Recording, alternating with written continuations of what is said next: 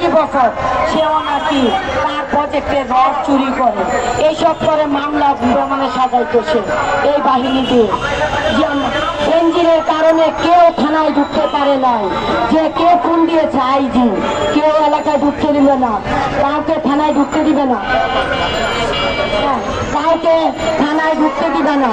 আক্তার ভাইয়ের নামে যে মামলা করবে তাকে এলাকা থেকে দৌড়া নিয়ে আসা হবে।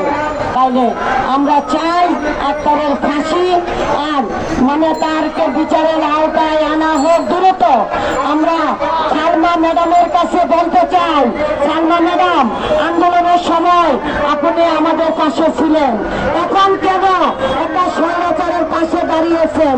আমরা মাননীয় বিচারপতিদের কাছে বিচার চাই যে তার বিচার দ্রুত আইনের আওতায় আনা হোক।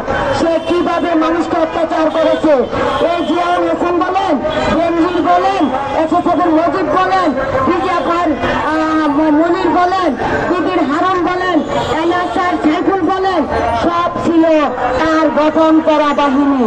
এই বাহিনী দিয়েই আমরা কেউ এলাকায় থাকতে পারি নাই। আমরা ঘরে আতঙ্ক হয়ে থাকতাম, যদিও ঘরে ভাত থেকে বসতাম তাহলে বলতো যে বিবি হারুন ও মানে বেনজির পুলিশ পাঠিয়েছে, যদিও দৌড়ে নিয়ে যাওয়ার জন্য মামলা হয়েছে গোপন ভাবে।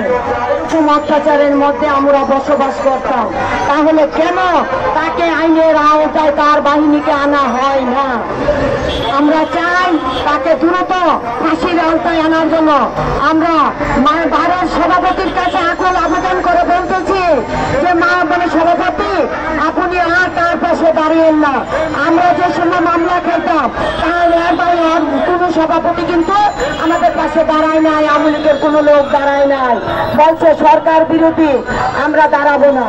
এখন কেন সরকার বিরোধী তার পাশে আপনি দাঁড়ান? আপনারা খবর নিয়ে দেখেন প্রত্যেকটা জায়গায় জায়গায় তার বাহিনী গঠন করা, পুলিশ বাহিনী, বিবি বাহিনী দিয়ে মানে সব বাহিনী দিয়ে সে গঠন করত। একটা মানুষের জায়গা দখল করে সে কোটি কোটি টাকা আত্মসাৎ করত, তারপর এই বাহিনীকে টাকা দিয়ে তার পকেটে ঢুকিয়ে রাখত।